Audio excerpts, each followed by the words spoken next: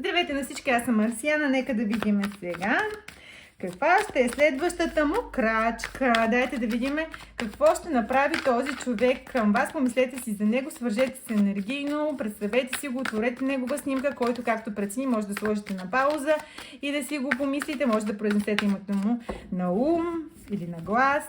Нека да видим сега каква ще е следващата му крачка.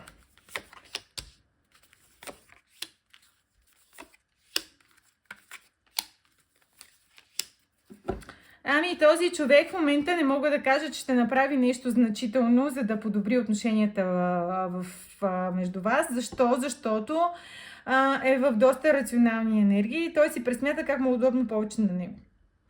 Значи тук взаимодействието, понеже явно човека е доста студен и доста такъв рационален, даже бих казала, че е доста егоистичен, този човек в отношенията си с вас ще ви остави да изчакате, ще ви остави да погледнете напред, даже в някакви други отношения, ще ви остави да стоите, да се мъчите, но за да ви накаже, за да ви покаже колко всъщност той е важен.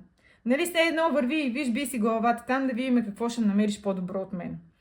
Този човек като следваща крачка е просто да ви натрие носа. По какъв начин нямам представа, но след като вече види, че вие сте на ръба и вече сте тотално, как да го кажа, зависимо от него, този човек ще иска да се върне.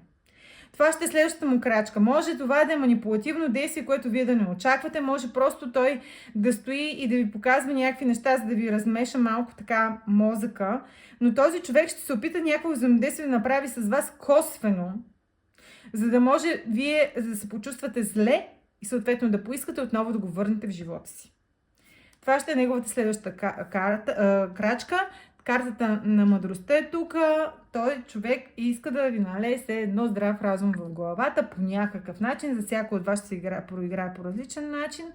Но този човек дали ще се опита да ви покаже, че с друга жена е започнал отношение, дали че него му е много добре без вас, нещо ще е такова. Следващата му крачка ще бъде вие да се почувствате зле, за да го поискате обратно в живота му си. Аз се сбогувам с вас до следващото видео. Не забравяйте лайк, не забравяйте коментарче и абонамент с камбанка. Аз се сбогувам с вас за следващото видео.